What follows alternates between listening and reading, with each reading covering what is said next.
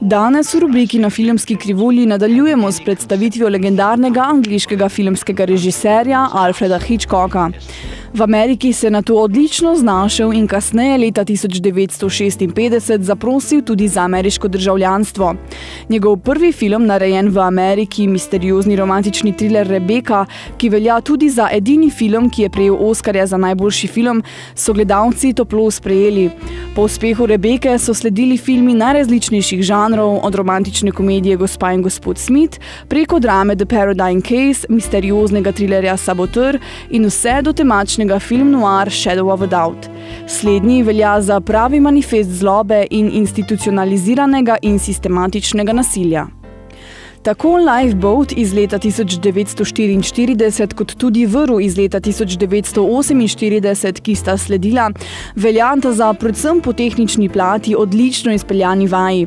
Medtem, ko je v prvem težavo predstavljal sam kraj dogajanja, slednji je bil namreč omejen na majhen čoln, je v Vrvi zanimivo, da gre zaradi spretnih prehodov za navidezno v enem samem kadru posnet film. Za omenjen način se je odločil, da bi dosegel skrajno realističen oziroma naturalističen pripovedovanja zgodbe. Leta 1954 se je lotil odnosa med opazovalcem in opazovanjem v, po mnenju mnogih, njegovem najboljšem filmu Dvoriščno okno. Sever-severozahod iz leta 1959 pa velja za najbolj popoln oziroma najbolj Hitchcockovski film. K scenariju Ernesta Lehmana, partituri Bernarda Herrmanna in igri izvrstne dvojice Caryja Granta in Eve Marie Saint je Hitchcock dodal še zase značilne, duhovite posnetke, subtilno razmerje med moškim in žensko, svetel technicolor in interne šale polne simbolizma. Leta 1960 pa je v temne dvorane prišel njegov najbolj poznani film in verjetno tudi eden najbolj prepoznavnih filmov zgodovine sedme umetnosti nasploh, Psiho.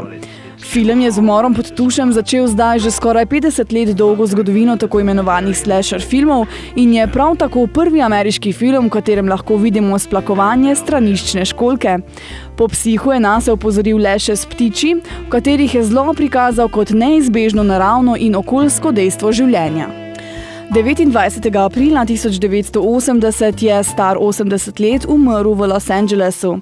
V obdobju več kot 50 let njegovega ustvarjanja se je pojavil tudi v 37 manjših tako imenovanih cameo vlogah v bodisi svojih filmih ali pa serijah drugih ustvarjalcev, med katerimi velja izpostaviti priljubljeno risano serijo Simpsonovi.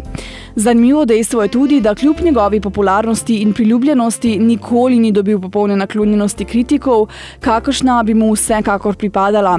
O tem priča dejstvo, da je bil večkrat nominiran za Oskarja, vendar nikoli nagrajen, če ne upoštevamo posebne spominske nagrade Irving G. Thalberg, ki jo je od Ameriške filmske akademije dobil leta 1968.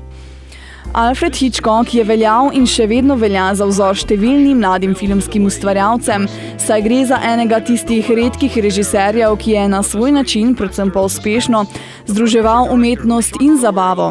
Naj zaključim z njegovo mislijo: dober film je tisti, pri katerem se je cena večerje, kina in varuške za otroke na koncu res izplačala.